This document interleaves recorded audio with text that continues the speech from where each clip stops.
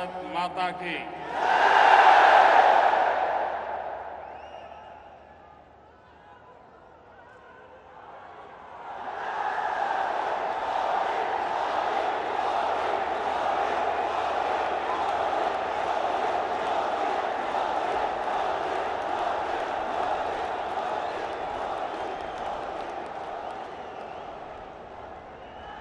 Dubai की धरती पर मैं आज मेरे सामने लघु भारत के दर्शन कर रहा हूं।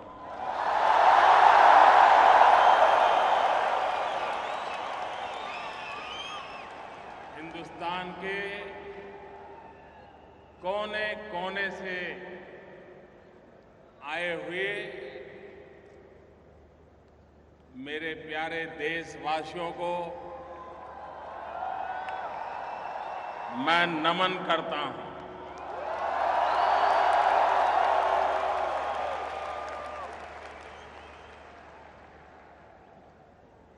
आप वे लोग हैं जिन्होंने परिश्रम की पराकाष्ठा करके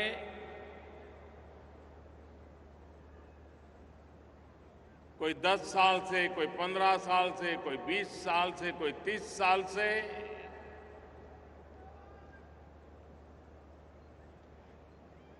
रोजी रोटी कमा रहे हैं,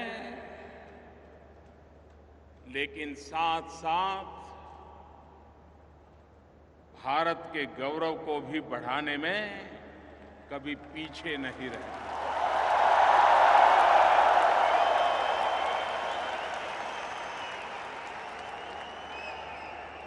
आपके व्यवहार के कारण, आपके आचरण के कारण हमेशा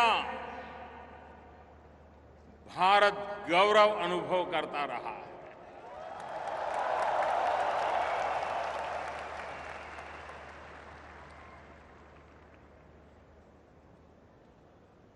भारत में अगर अधिक बारिश भी हो जाए तो दुबई में बैठा हुआ मेरा हिंदुस्तानी छाता खोल देता है।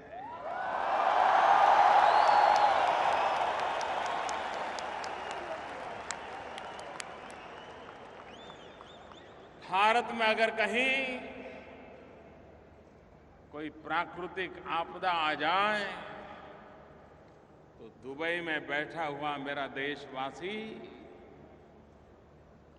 चैन से सो नहीं सकता है।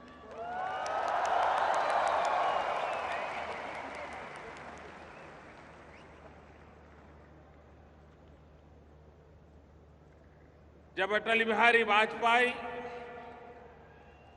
देश के प्रधानमंत्री थे, भारत ने न्यूक्लियर टेस्ट किया था।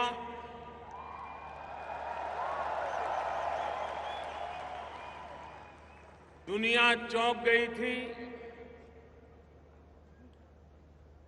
कुछ लोग गुस्से में आए थे और रातों रात भारत पर सैंक्शन लगा दिए गए थे। भारत को आर्थिक मुसीबतों में धकेल दिया गया था और तब वाजपेयी जी ने विश्व भर में फैले हुए भारतवासियों को आह्वान किया था देश की मदद करने के लिए। और आज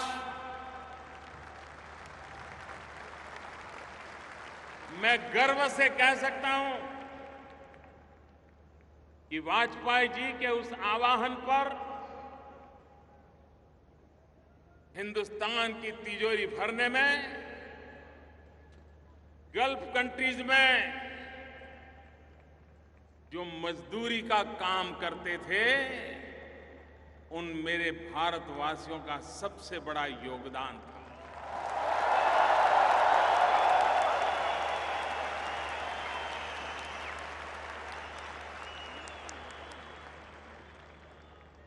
और इस अर्थ में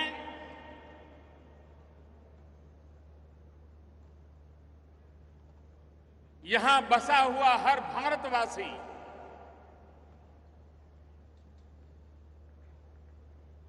एक प्रकार से हिंदुस्तान के हर कोने से जुड़ा हुआ है। पिछली बार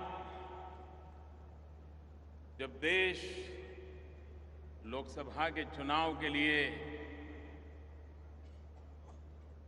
व्यस्त था, चुनाव नतीजे आ रहे थे, हिंदुस्तान ही नहीं पूरा दुबई नाच रहा था।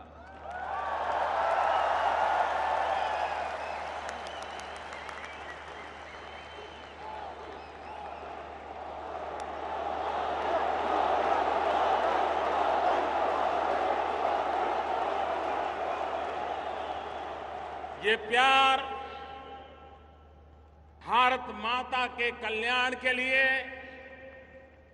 मां भारती फिर से एक बार सामर्थ्यवान बने, सशक्त बने, संपन्न बने, समृद्ध बने, ये सपना संजो करके दिन रात एक करने वाले आप लोग मेरे सामने बैठे।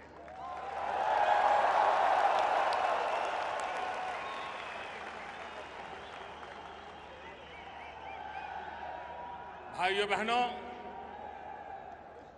आज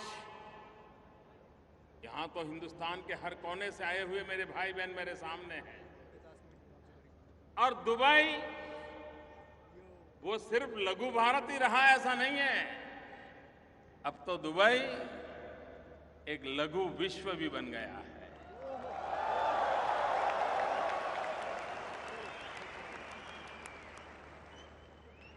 दुनिया के सभी देशों के लोग कम अधिक मात्रा में दुबई में रह रहे हैं।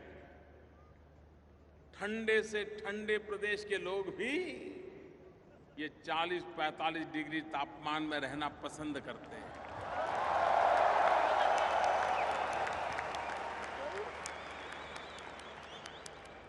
क्या ताकत दिखाई होगी इस देश ने, क्या मैग्नेटिक पावर पैदा किया होगा विकास के माध्यम से कि पूरा विश्व यहां आकर्षित हो जाता है।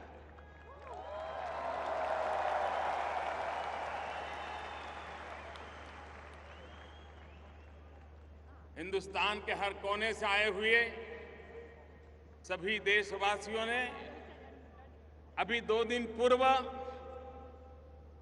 15 अगस्त भारत की आजादी का पर्व मनाया।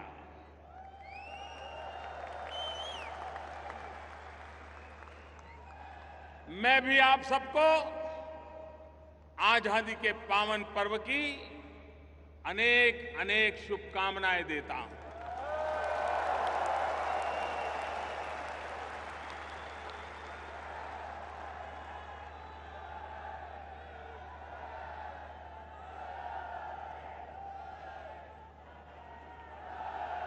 यहां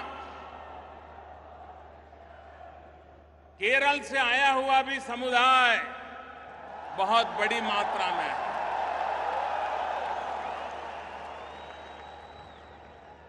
मैं केरल का उल्लेख सविशेष रूप से इसलिए कर रहा हूं क्योंकि आज केरल का नववर्ष है।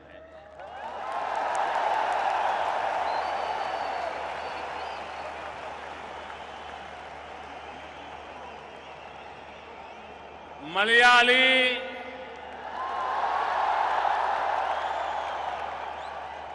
सहोदरक, एंटे हृदयम, निरन्या, नव वलसरा, आशं सफल। नमस्कारम।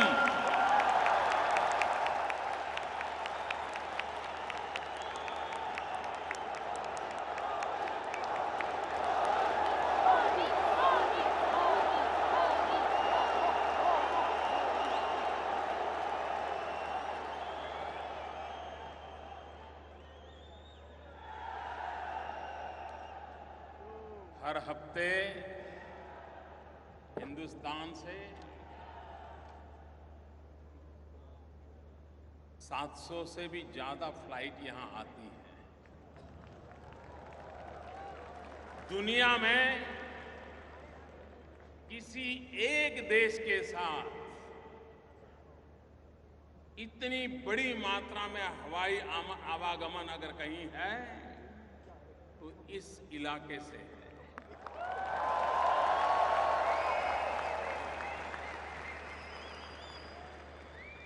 हर हफ्ते 700 से भी अधिक फ्लाइट आती है, लेकिन भारत के प्रधानमंत्री को यहां आने में 34 साल लग गए।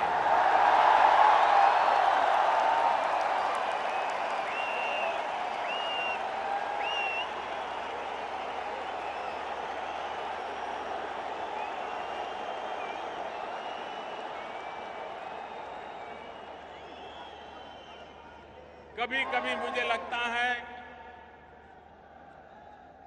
कि बहुत सारे ऐसे अच्छे अच्छे काम हैं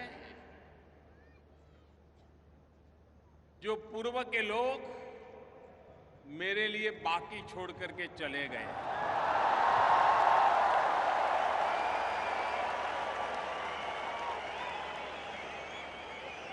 और इसलिए बहुत सारे बाकी रहे अच्छे काम करने का मुझे भाग्य मिला।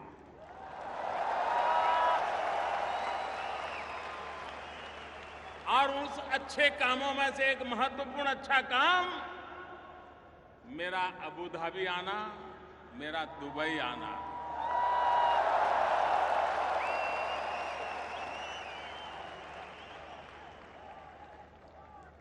जिस प्रकार से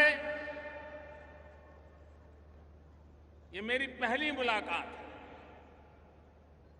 इसके पहले कभी मैं इस धरती पर, इस भूभाग पे नहीं आया, और 34 साल के बाद प्रधानमंत्री के रूप में कोई आए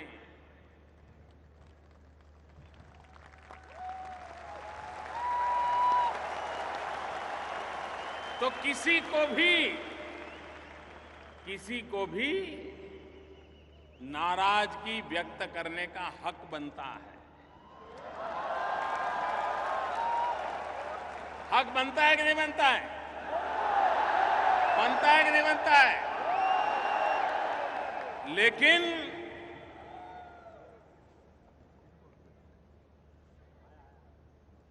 अबू धाबी में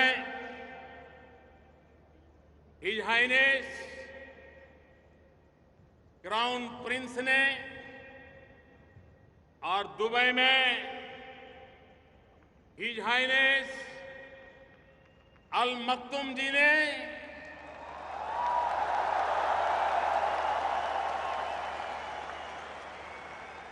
नाराजगी नहीं दिखाई। इतने प्यार की वर्षा की, इतने प्यार की वर्षा की,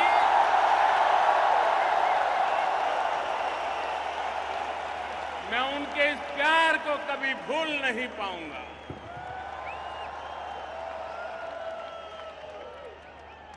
जो स्वागत किया, जो सम्मान किया,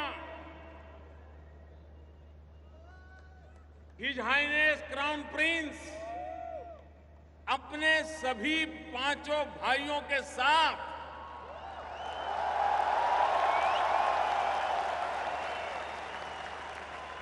एयरपोर्ट पर लेने के लिए आए।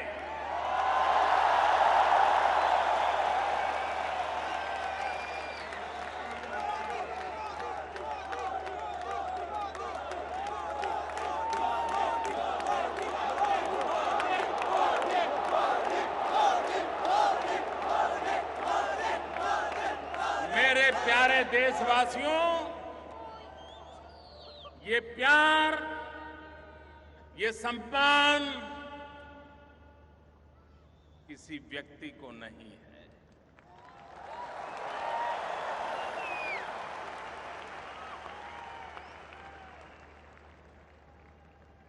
ये 125 करोड़ देशवासियों का सम्मान है।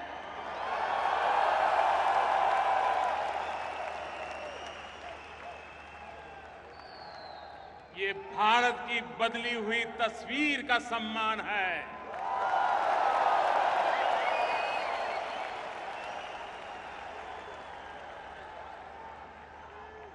भारत जिस प्रकार से दुनिया में अपनी जगह बना रहा है, उस बदले हुए हालात का सम्मान है।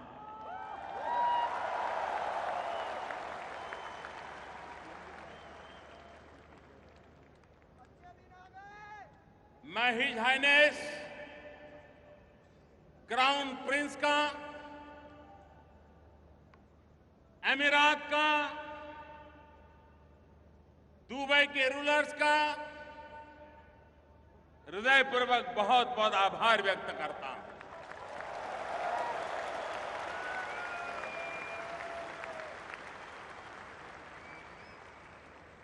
एक तरफ संप्रदाय के नाम पर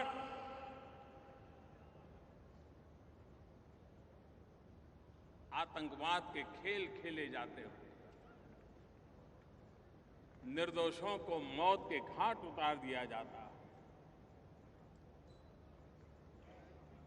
पूर्णतया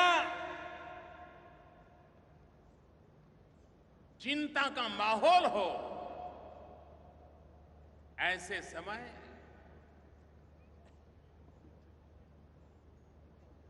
अबू धाबी के हिज हाइनेस क्राउन प्रिंस भारतीय समुदाय के लिए मंदिर बनाने के लिए जगह देने का निर्णय किया।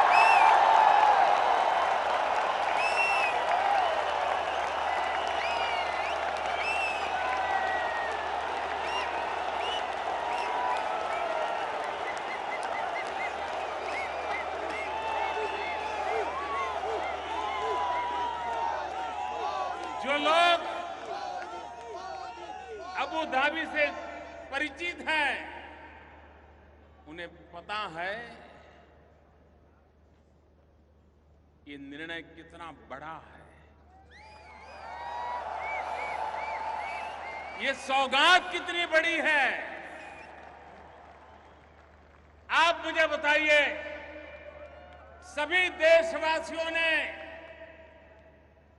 उनका विशेष रूप से अभिनंदन करना चाहिए कि नहीं करना चाहिए? मैं आज सबसे आग्रह करता हूं, तालियों की गूंज से क्राउन प्रिंस का अभिनंदन कीजिए।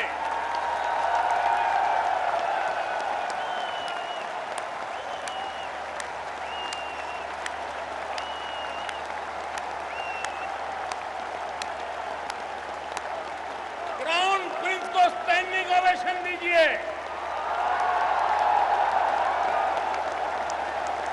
उनका अभिनंदन कीजिए।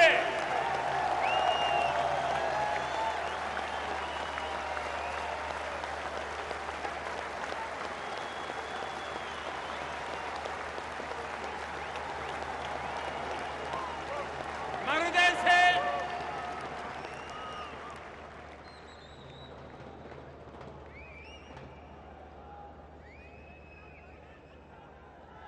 उनका अभिनंदन करता हूं।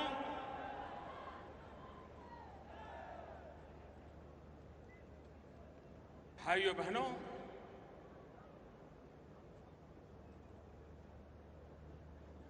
दो दिन की मेरी यात्रा में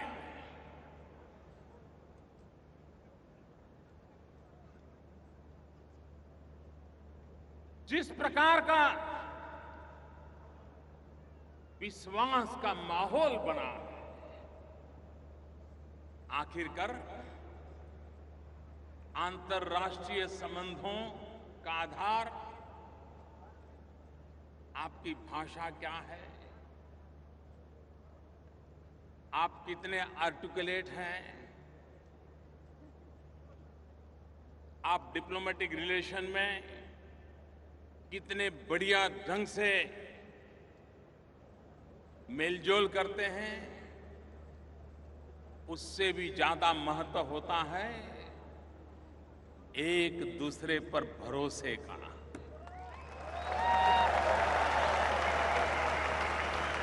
अंतर्राष्ट्रीय संबंधों में ये भरोसा, ये विश्वास एक बहुत बड़ी पूंजी होता है। और आज मैं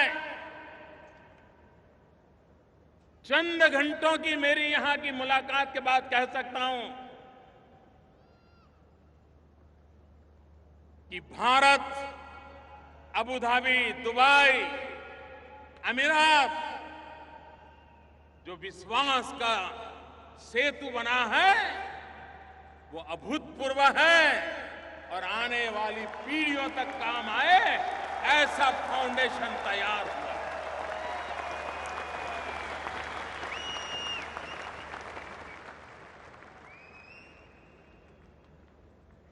आज मुझे खुशी हुई कि जब आज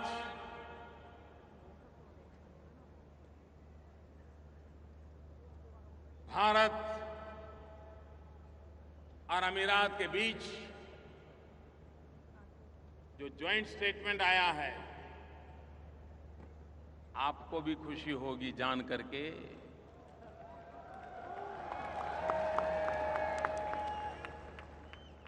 क्राउन प्रिंस ने हिंदुस्तान में 4.5 लाख करोड़ रुपया का निवेश करने का संकल्प किया।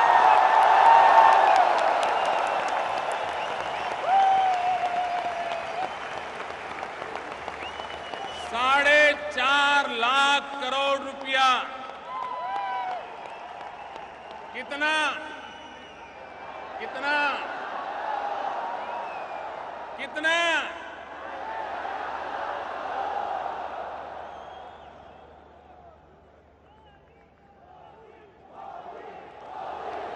भाइयों बहनों,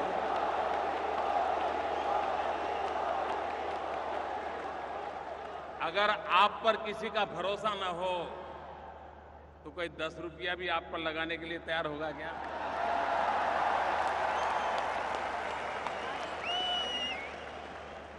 ये भारत की शाख बनी है।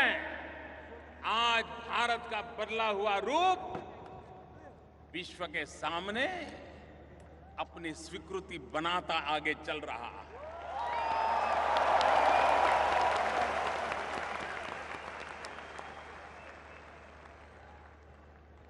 आज अमीरात और भारत की तरफ से आतंकवाद के खिलाफ 2 टूक शब्दों में बिना लाग लपेट और किसी की परवाह किए बिना साफ साफ शब्दों में संकेत दे दिए गए।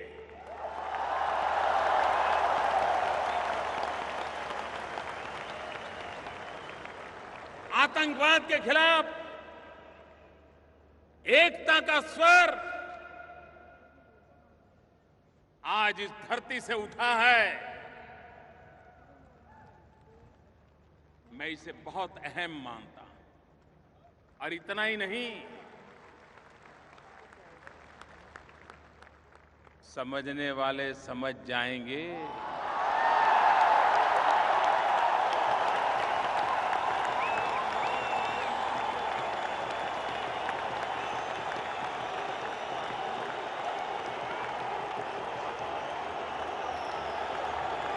अक्लमंद को इशारा काफी।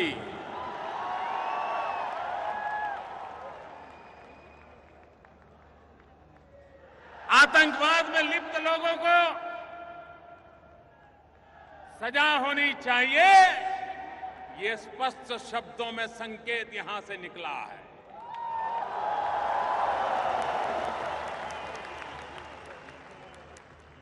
मैं आज यहां के शासकों का इसलिए भी आभारी हूं कि उन्होंने यूनाइटेड नेशंस जब अपने 70 साल मनाने जा रहा है तो यहां से कहा गया है और भारत की एक बात का खुला समर्थन किया गया है कि भारत को यूनाइटेड नेशन की सिक्योरिटी काउंसिल का परमानेंट मेंबरशिप मिलनी चाहिए।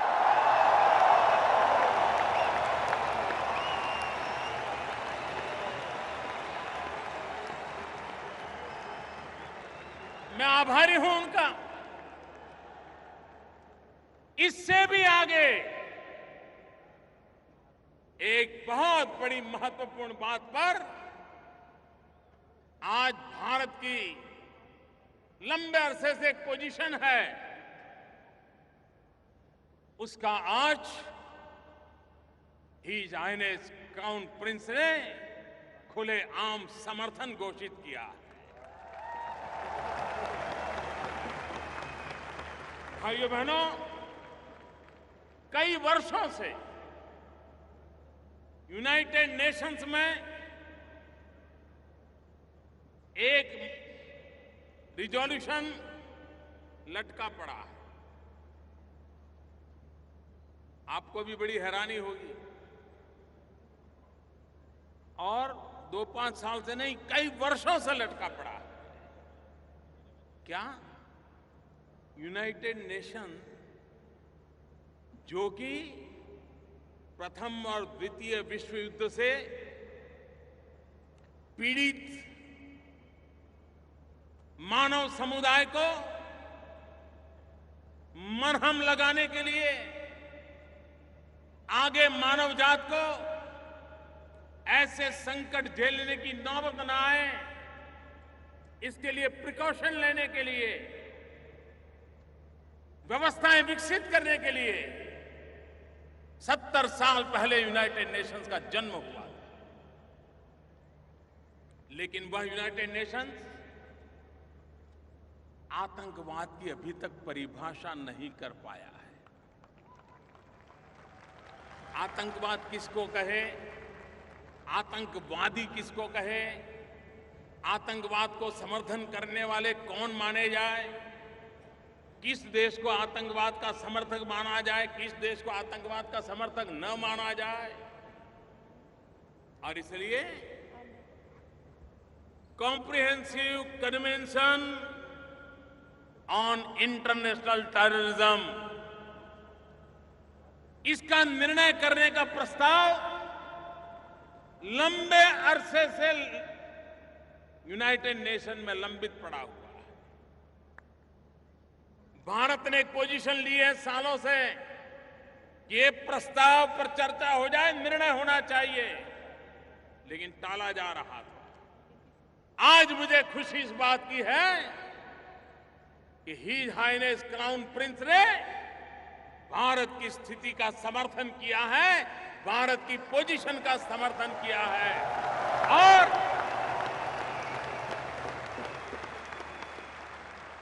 आतंकवाद के खिलाफ लड़ने के संबंध में आपने स्पष्ट संकेत दे दिए।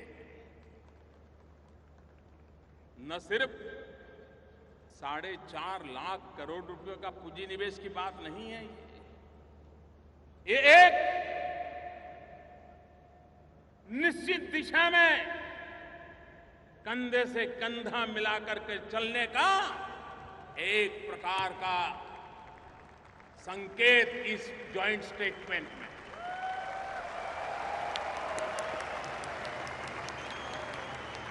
मैं इसे बहुत महत्वपूर्ण मानता हूं।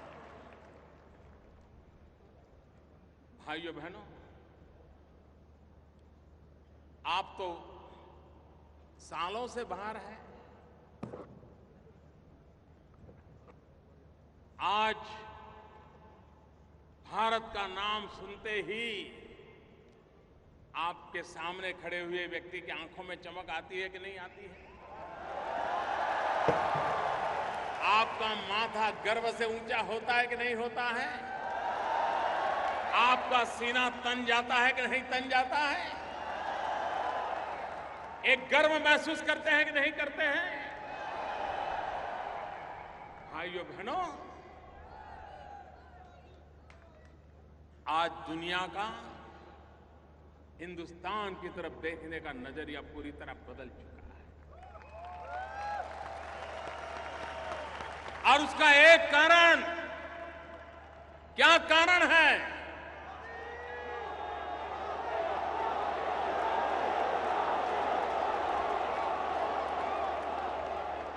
क्या कारण है ये बदलाव आया है? मोदी के कारण नहीं। ये जो बदलाव आया है 125 करोड़ देशवासियों की संकल्प शक्ति के कारण।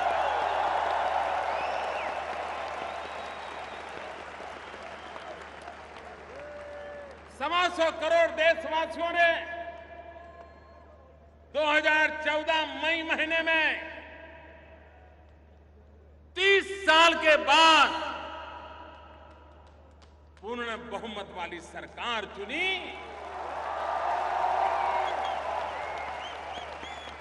आज दुनिया का कोई भी महापुरुष, दुनिया का कोई भी राजनेता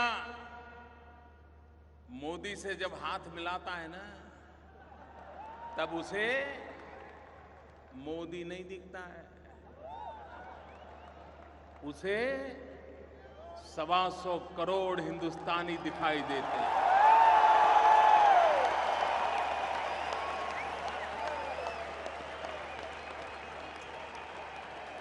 दुनिया की तेज गति से बढ़ रही इकोनॉमी दिखाई दे रही है। भाइयों बहनों, पिछले दिनों आईएमएफ हो, वर्ल्ड बैंक हो, मूडी हो, विश्व की जितनी भी आर्थिक पैमाने पर रेटिंग इंस्टीट्यूशंस हैं, सब किसी ने एक स्वर से कहा है कि आज दुनिया में बड़े देशों में सबसे तेज गति से अगर आर्थिक सुधार हो रहा है, तेज गति से ग्रोथ हो रहा है, तो उस देश का नाम है, उस देश का नाम है। मुझे बताइए, सीना तन जाएगा नहीं तन जाएगा? माथा ऊंचा होगा कि नहीं होगा? एक साल के भीतर भीतर ये बदलाव आया है। भाइयों बहनों, हमने मेक इन इंडिया कुछ महीने पहले इस अभियान का प्रारंभ किया। दुनिया को मैं कह रहा हूं, मेक इन इंडिया। आइए, हिंदुस्तान एक ऐसा देश है जो संभावनाओं से भरा हुआ है। अपॉर्चुनिटीज ही अपॉर्चुनिटीज हैं। ये एक ऐसा भाग्यशाली देश है जिसके पास 65% जनसंख्या, 65% पॉपुलेशन 35 साल से कम उम्र की है।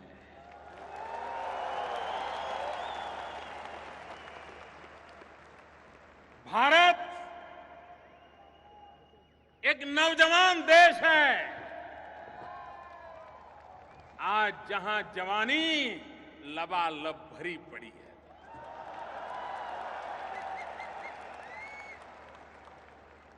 और विश्व वहां आए, हमारे युवकों की शक्ति जुटाए, उत्पादन करे, दुनिया के बाजार में जाकर के बेचे। और आज ये कुछ ही महीनों का मामला है, फॉरेन डायरेक्ट इन्वेस्टमेंट एफडीआई में 48% वृद्धि हुई है। 48%।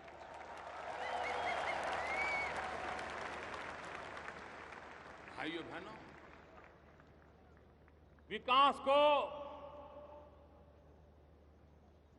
नई ऊंचाइयों पर ले जाने के लिए ईज ऑफ डूइंग बिजनेस का माध्यम हो, देश की युवा शक्ति में स्किल डेवलपमेंट का अभियान हो, आधुनिक भारत के निर्माण के लिए डिजिटल इंडिया का सपना साकार करने के लिए दिन रात पुरुषार्थ चलता हो, तो विश्व का आना बहुत स्वाभाविक है मेरे भाइयों बहनों, बहुत स्वाभाविक है।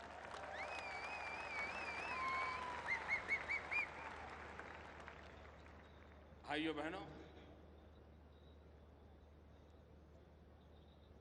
आज दुनिया जिस आतंकवाद के नाम सुनते ही कांप उठती है, एक नफरत पैदा होती है।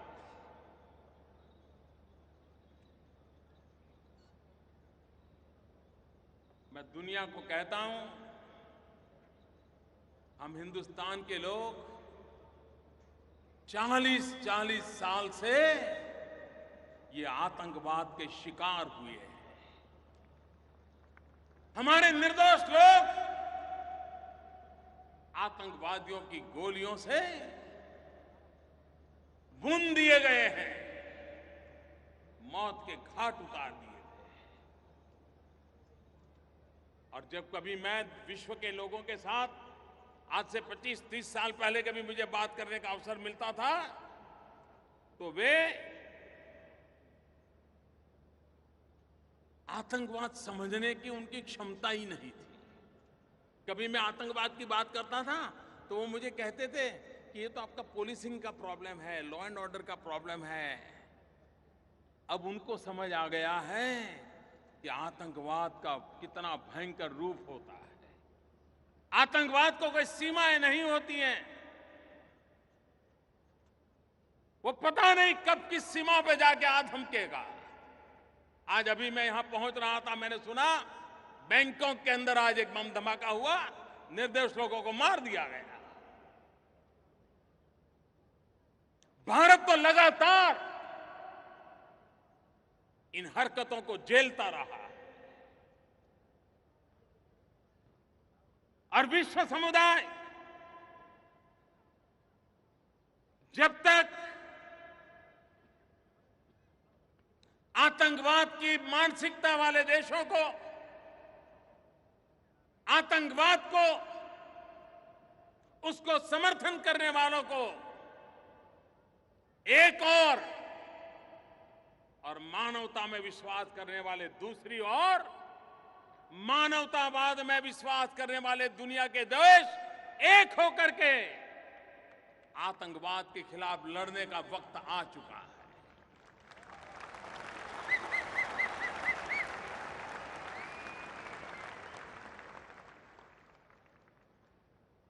Good Taliban, bad Taliban, good terrorism, bad terrorism, ये अब चलने वाला नहीं है। हर किसी को तय करना पड़ेगा कि फैसला करो कि आप आतंकवाद के साथ हो कि आप मानवता के साथ हो। निर्णय करो।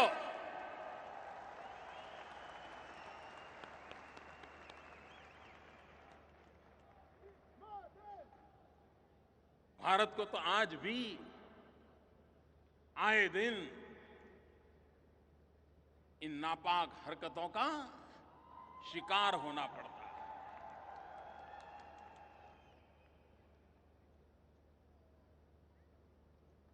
हम समस्याओं का समाधान खोजने की दिशा में लगातार कोशिश कर रहे हैं। यहां बहुत कम लोगों को पता होगा कि भारत की आजादी के पहले से नागालैंड में अतिवाद, इंसर्जेंसी, इस समस्या से नागालैंड जूझता रहा। और उसके कारण भारत का पूरा ये पूर्वी हिस्सा, नॉर्थ ईस्ट, आए दिन हिंसा का शिकार होता था और धीरे धीरे वो बीमारी इतनी फैलती गई कि अन्य राज्यों में भी अलग अलग नाम से अलग अलग अतिवादी, आतंकवादी गुट बनते चले गए। आजादी के भी पहले से चल रहा था। आज मैं बहुत संतोष के साथ मेरे देशवासियों आपको कहना चाहता हूं कि अभी 1 महीने पहले नागालैंड के इन गुटों के साथ, जो कभी हिंसा में विश्वास करते थे, जो शस्त्रों को लेकर के गतिविधि चलाते थे, उनसे जो बातचीत चल रही थी वो सफलतापूर्वक आगे बढ़ी। निर्णय हुआ, मुख्य धारा में आने का निर्णय हुआ। 60-70 साल के बाद ये संभव हुआ है। मैं नागालैंड की ये घटना का जिक्र इसलिए करना चाहता हूं कि हिंसा के राह पर चले हुए भारत के नौजवानों को और विश्व के नौजवानों को मैं एक उदाहरण के रूप में कहना चाहता हूं, समस्या कितनी ही गंभीर क्यों न हो, आखिर तो बातचीत से ही रास्ता निकलता है।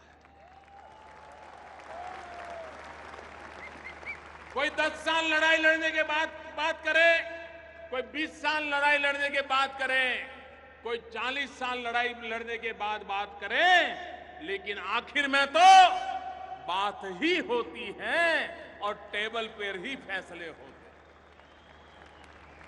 और इसलिए विश्व भर से इस गलत रास्ते पर चल पड़े लोग, बम बंदूक के भरोसे अपने सपनों को साकार करने का रास्ते पर चले हुए लोग, ये रास्ता कभी आपका भला नहीं करेगा, ये रास्ता कभी किसी और का भला नहीं करेगा, ये रास्ता कभी मानवता का भला नहीं करेगा, ये रास्ता इतिहास को बेदाग नहीं रहने देगा, ये पूरे इतिहास को कलंकित कर देगा, ये पूरे इतिहास को दागदार बना देगा।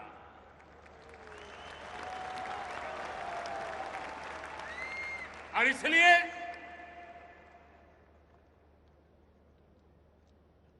हिंसा का मार्ग छोड़ करके मुख्य धारा में जाना, ये आज समय की मांग है। मेरे प्यारे भाइयों बहनों, बांग्लादेश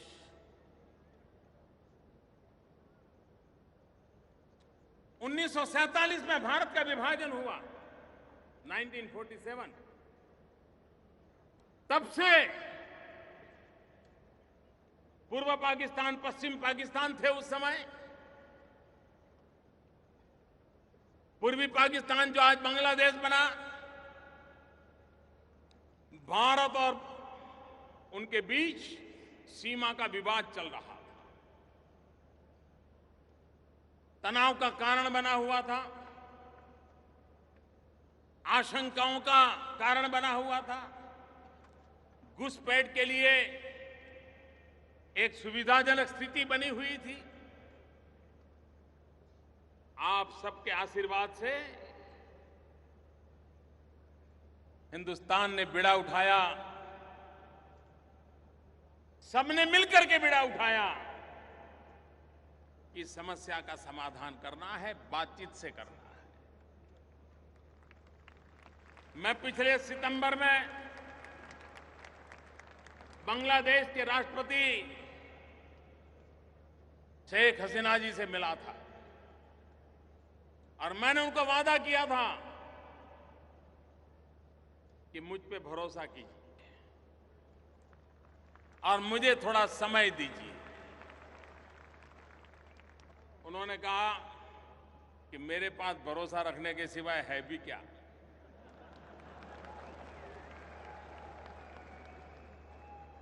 लेकिन आज मैं मेरे प्यारे देशवासियों आपके सामने सर झुका करके कहना चाहता हूं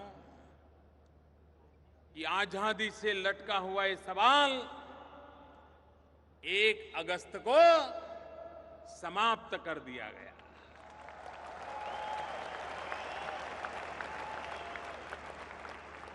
सीमा निर्धारित हो गई। जिनको बांग्लादेश जाना था बांग्लादेश चले गए, जिनको भारत आना था भारत आ गए। हम लोग तो 15 अगस्त 1947 को आजाद हो गए थे। भारत के नागरिक के नाते गौरवगान करने लगे थे। लेकिन ये हमारे भाई बहन अभी 1 अगस्त 2015 को भारत की भूमि पर आजादी का श्वास लेने का उन्हें सौभाग्य मिला। भारत की संसद में सर्वसम्मति से सभी राजनीतिक दलों ने साथ दिया और सर्वसम्मति से फैसला हुआ। बातचीत के माध्यम से फैसला हुआ। ये छोटी मोटी उपलब्धि नहीं है मेरे भाइयों बहनों। और मैं औरों को भी हमेशा कहता हूं, अड़ोस पड़ोस के देशों को भी कहता रहता हूं, जैसे हिंसा के रास्ते पर गए हुए लोगों को भी कभी न कभार बातचीत के रास्ते पर आना पड़ता है, वैसे अड़ोस पड़ोस में भी समस्याओं का समाधान बातचीत से ही निकलता है।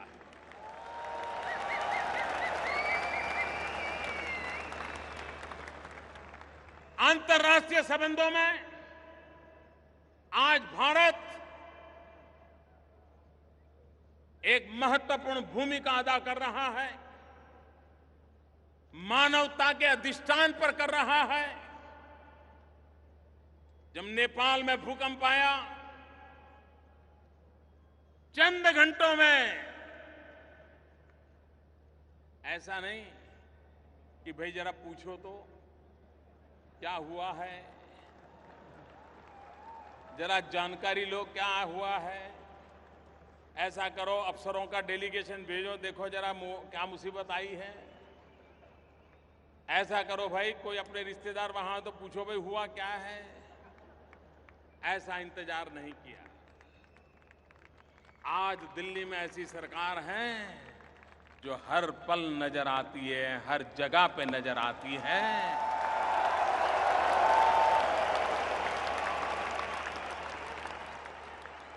और चंद घंटों में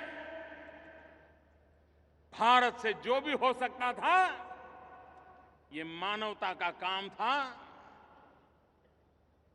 नेपाल के चरणों में जाकर के हमारे लोग बैठ गए और उनकी सेवा में लग गए और आज भी सेवा चालू है।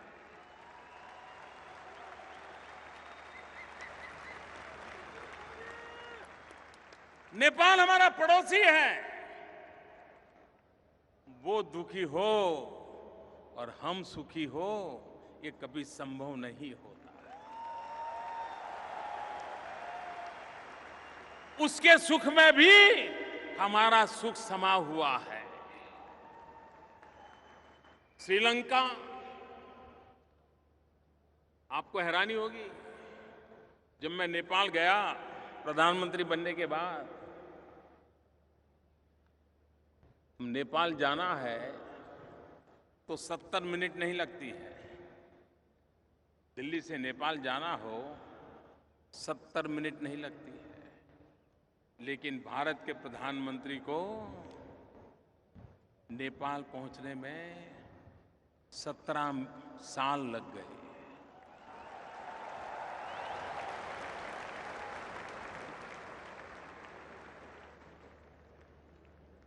फिर से हम गए, संबंधों को फिर से जोड़ा, अपनापन। आज नेपाल भारत पे भरोसा कर रहा है, भारत नेपाल का सुख दुख का साथी बना है। श्रीलंका, राजीव गांधी जब प्रधानमंत्री थे, उसके बाद कोई प्रधानमंत्री की स्टैंड अलोन विजिट नहीं हुई थी। कितने साल बीते। हमारा पड़ोसी है, आए दिन हमारे तमिलनाडु केरल के मछुआरे और उनके मछुआरे आपस में भिड़ जाते हैं, लेकिन उधर कोई जाता नहीं था। हम गए। इतना ही नहीं, जाफना, जहां 20-20 साल तक बम और बंदूक का ही कारोबार चलता था, उस जाफना में जाकर के उन दुखियारों के आंसू पोंछने का काम करने का सौभाग्य मुझे मिला।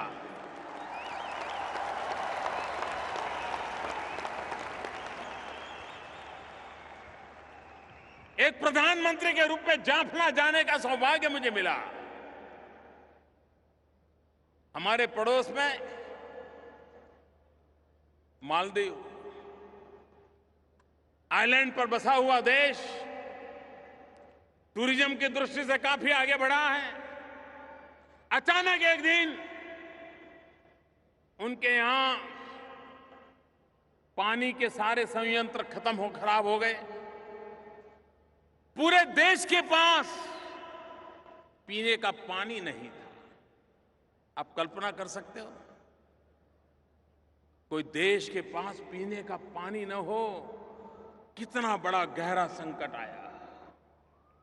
मालदीव से हमें मैसेज आया कि ऐसी मुसीबत आई है। एक पल का इंतजार नहीं किया भाइयों बहनों, हवाई जहाज से पीने का पानी पहुंचाया मालदीव में। दूसरे दिन स्टीमर से पानी पहुंचाना शुरू कर दिया, और जब तक उनके वो मशीन चालू नहीं हुई, पानी की व्यवस्था दोबारा पुनर्जीवित नहीं हुई, हमने मालदीव को प्यासा नहीं रहने दिया।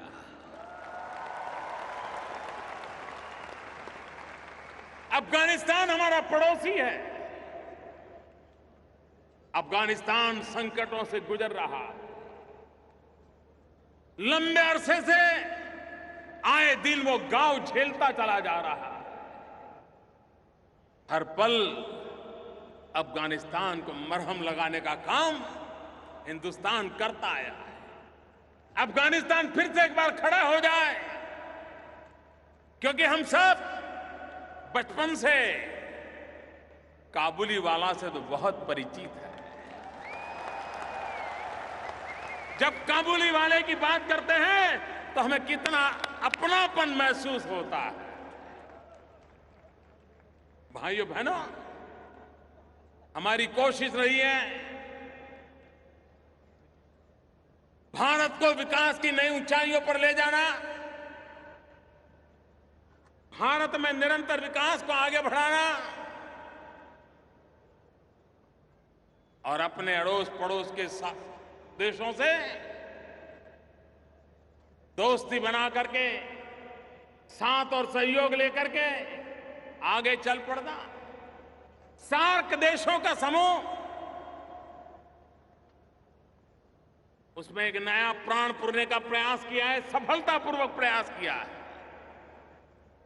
वरना पहले सार्क देशों के मंच का उपयोग तू मैं के लिए होता था, कभी भारत को घेरने के लिए होता था। आज सार्क देशों के लोग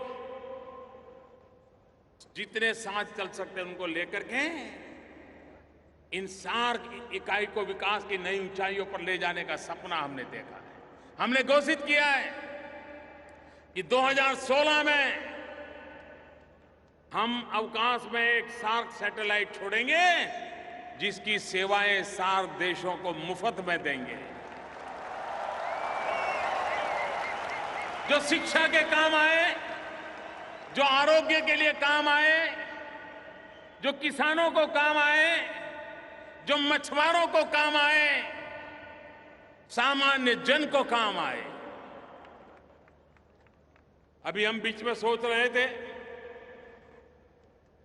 कि सार्क देश कनेक्टिविटी के लिए गंभीरता से सोचें, और हम जानते हैं आज विकास में कनेक्टिविटी का महत्व बहुत है। आप समुद्री मार्ग से जुड़िए या रेल मार्ग से जुड़िए या रोड मार्ग से जुड़िए, जुड़ना जरूरी है। यूरोप के देशों को ये लाभ मिला हुआ है। एक देश से दूसरे देश चले जाओ, पता तक नहीं चलता देश कब बदल गया। क्या ये सार्क देशों के बीच नहीं हो सकता है? हमने मिलकर के सामूहिक निर्णय करने का प्रयास किया नेपाल में, लेकिन आप जानते हैं कुछ लोगों को जरा तकलीफ होती है।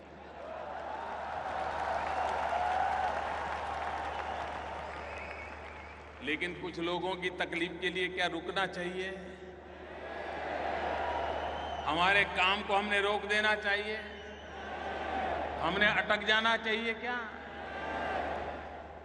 ठीक है, आपको मर्जी, आप वहां रह जाइए, हम तो चल पड़े भाई। और हमने क्या किया?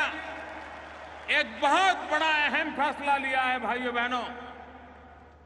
इसका प्रभाव आने वाले दिनों में क्या होने वाला है वो तो वक्त बताएगा।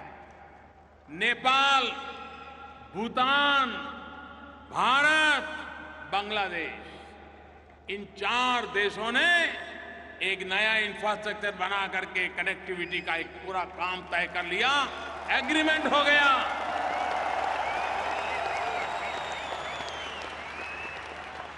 ये आगे चल करके नॉर्थ ईस्ट से जुड़ेगा, वहां से ये म्यांमार से जुड़ेगा, वो इंडोनेशिया, थाईलैंड, पूरब हिंदुस्तान, पूरब के विश्व की तरफ भारत को कनेक्टिविटी की एक ताकत देगा।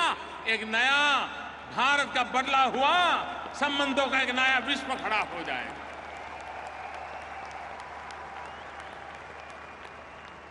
भाइयों बहनों, एक निश्चित समझ के साथ भारत अपनी भूमिका भी अदा करे।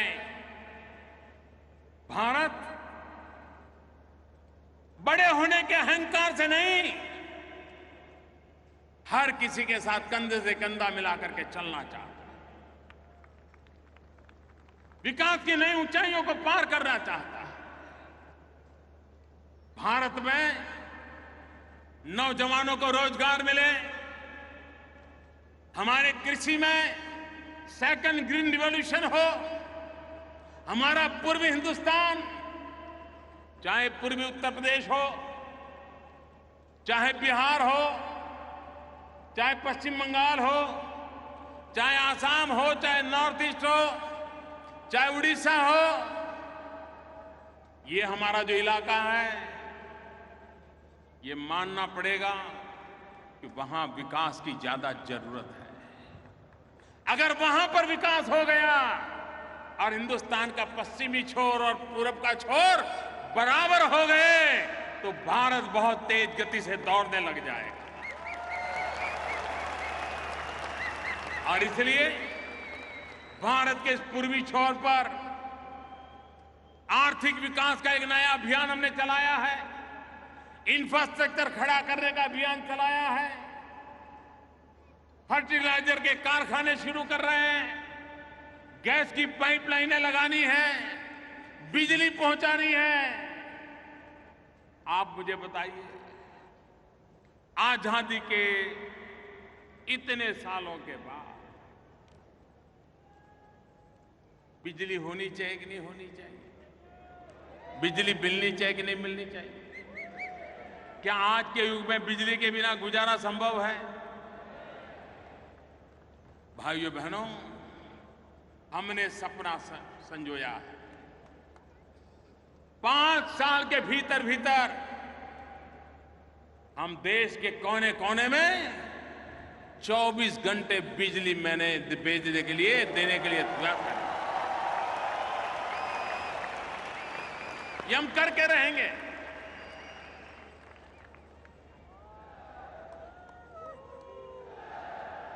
दुबई में रहने वाले मेरे प्यारे भाइयों बहनों, हमने एक महत्वपूर्ण योजना घोषित की है।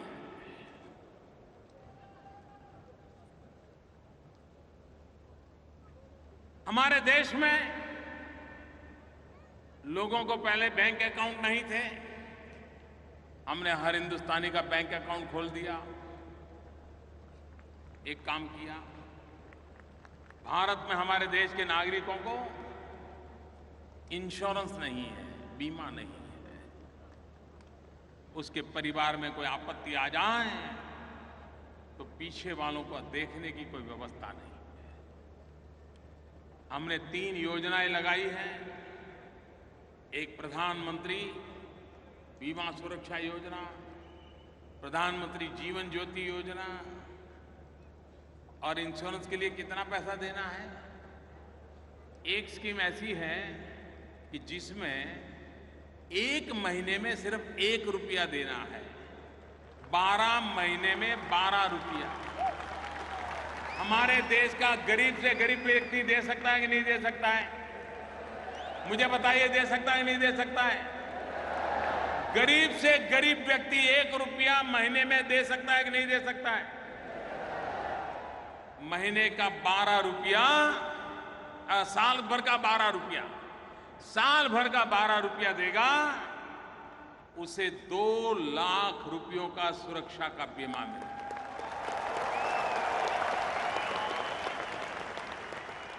दूसरी योजना है जिसमें उसे और भी मददें मिलेगी। वो है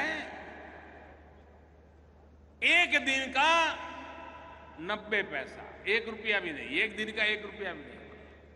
आज तो चाय भी 1 रुपये में मिलती नहीं है। मैं जब चाय बेचता था तो 1 रुपया भी नहीं मिलता था।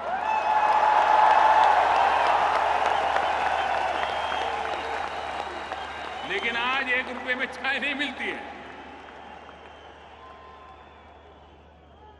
1 दिन का 90 पैसा, साल भर के 330 रुपए, और उसे भी ये सुरक्षा कवच मिलेगा।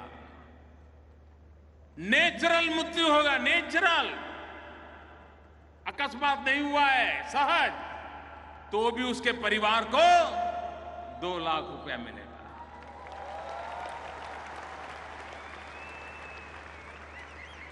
हमने लोगों से आग्रह किया है कि रक्षाबंधन के पर्व पर, हमारे देश की परंपरा है, हम अपनी बहनों को भेंट सौगात देते हैं, कोई न कोई गिफ्ट देते हैं। मैं मेरे गल्फ कंट्रीज में रहने वाले मेरे प्यारे भाइयों बहनों का आग्रह करता हूं, इस बार राखी के त्योहार पर आप अपनी बहन को ये जीवन सुरक्षा योजना दे दीजिए। अगर आप 600 रुपया बैंक में फिक्स डिपॉजिट करा दोगे तो हर साल उसको 12 रुपये से ज्यादा इंटरेस्ट मिलेगा, कटता जाएगा, और आपकी बहन को 2 लाख रुपए का सुरक्षा का कवच मिल जाएगा। और दोनों योजना ले लेंगे, उतने पैसे जमा करा दिए तो 4 लाख रुपया उसके चरणों में आपकी तरफ से पहुंच जाएगा। भाइयों बहनों, हमने समाज जीवन को एक सुरक्षित बनाना, हमारी नई पीढ़ी को शिक्षित बनाना है, देश को आधुनिक बनाना है। और आज अब विश्व का भारत की तरफ आकर्षण बढ़ा है, उस परिस्थिति का हमने लाभ उठाना है और देश को विकास की नई ऊंचाइयों पर ले जाना है। मेरे प्यारे भाइयों बहनों, आपने मुझे जो सम्मान दिया, प्यार दिया, पूरा हिंदुस्तान आपको देख रहा हो।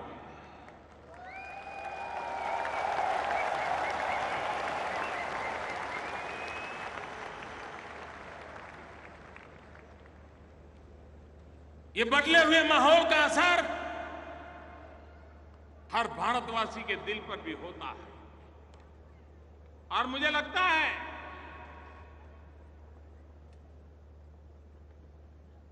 कि विश्व भर में जो हमारा भारतीय समुदाय पहुंचा है, उस भारतीय समुदाय को भी आज एक नई ऊर्जा, नई शक्ति मिली है। आज जब मैं अबू धाबी आया, दुबई आया, तो कुछ बातें मेरे ध्यान में आई हैं। उसके विषय में भी आज आपको मैं कह करके जाना चाहता हूं।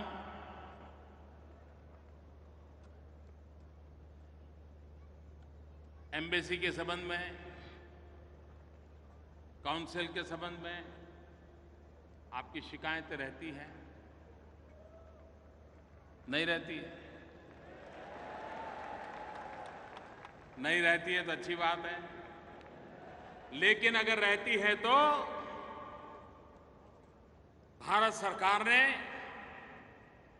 मदद नाम का एक ऑनलाइन प्लेटफॉर्म बनाया है। इस मदद नाम के ऑनलाइन प्लेटफॉर्म का उपयोग दुनिया भर में फैले हुए हमारे भारतीय भाई बहन उसका उपयोग कर सकते हैं, ताकि आपकी बात आगे पहुंच सकती है। मोबाइल फोन के द्वारा भी आप उनका संपर्क कर सकते हैं। एक दूसरा काम किया है, ई माइग्रेट पोर्टल शुरू किया गया है, जिसके द्वारा इस प्रकार से हमारे प्रवासी भारतीयों को कोई शिकायत हो, कोई कठिनाई हो, तो उनको इमिग्रेशन ऑफिस के चक्कर काटने नहीं पड़ेंगे। ये ई माइग्रेट पोर्टल पर अपनी बात रख करके वो मदद ले सकता है। इसकी एक व्यवस्था की गई है, ताकि यहां दूर दूर से आपका वहां जाना बहुत तकलीफ होती है।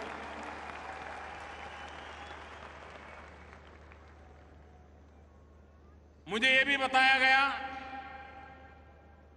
कि कहीं कहीं पर ई माइग्रेट पोर्टल का उपयोग करने में नागरिकों को दिक्कत होती है। इसके लिए भी मैंने हमारी एम्बेसी को आदेश किया है कि वे ये जो टेक्निकल प्रॉब्लम है, इसका 30 दिन के भीतर भीतर सॉल्यूशन दें। आज 17 अगस्त है, 17 सितंबर तक सॉल्यूशन दें, ऐसा मैंने उनसे कहा है। और मुझे विश्वास है कि हमारे एम्बेसी के भाई ये जो टेक्निकल प्रॉब्लम कहीं कहीं आता है, उसका रास्ता निकालेंगे। एक और काम मैंने कहा है कि हां, भारतीय समुदाय ज्यादातर वर्कर्स हैं, उनके पास इतने पैसे नहीं कि एक जगह से दूसरी जगह पे वो भागते रहें। और इसलिए हमने कहा है कि हम समय समय पर जहां हमारे भारतीय भाई समुदाय रहते हैं, वहां जाकर के काउंसलर कैंप लगाएं।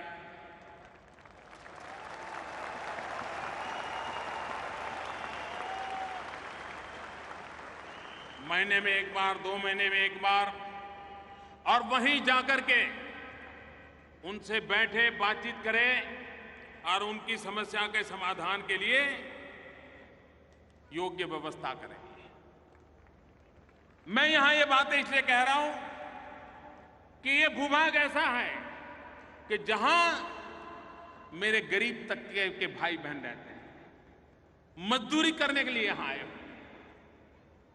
अमेरिका के लिए कुछ कर पाऊं या न कर पाऊं, लेकिन अगर आपके लिए नहीं कुछ करता तो मैं बेचैन हो जाता।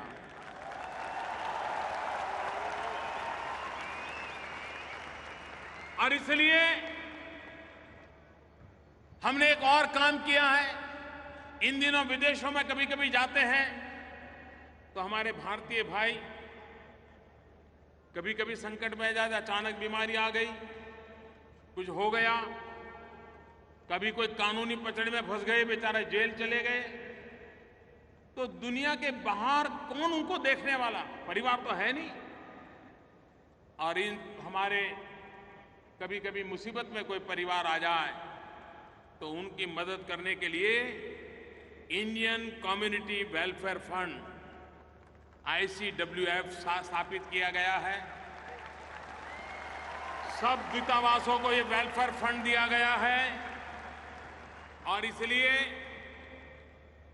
ऐसी मुसीबत में कोई फंस गया हो तो उनको कानून की मर्यादा में रह करके जो मदद हो सकती है, कोई अगर जेल में बंद हुआ है तो कम से कम उसको खाना पीना मिल जाए, मानवता की दृष्टि से कोई व्यवस्था हो जाए, इन सारे कामों के लिए एक फंड की हमने व्यवस्था की है।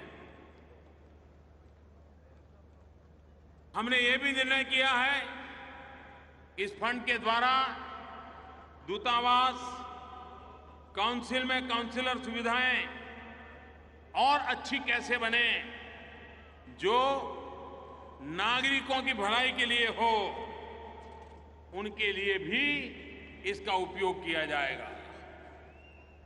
जिनको कानूनी सलाह की जरूरत पड़ेगी और अगर वो खुद इसको करने के लिए स्थिति नहीं है, कभी कभार तो 1000-2000 का दंड बेचारा नहीं भर पाता, उसके कारण जेलों में सड़ता रहता है। ऐसे लोगों को मदद करके, भारतीय नागरिक होने के नाते उनको मदद करना, इसके लिए वेलफेयर फंड का उपयोग हो ताकि वो संकटों से बाहर आ सकें। ये भी हमने व्यवस्था करने के लिए कहा है। मैं जानता हूं यहां पर स्कूलों में एडमिशन में कितनी दिक्कत होती है,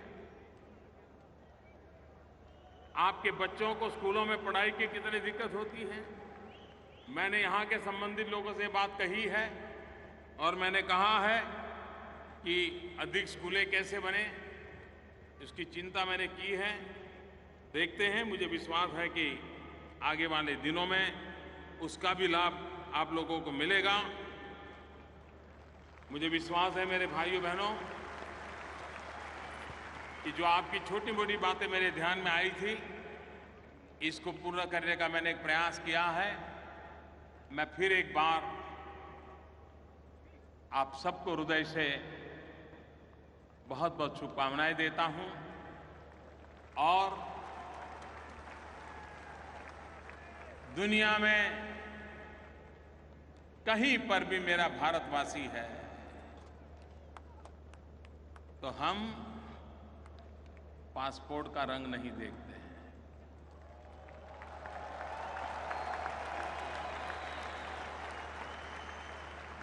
हमारा खून का रंग काफी है। वो धरती का नाता काफी है।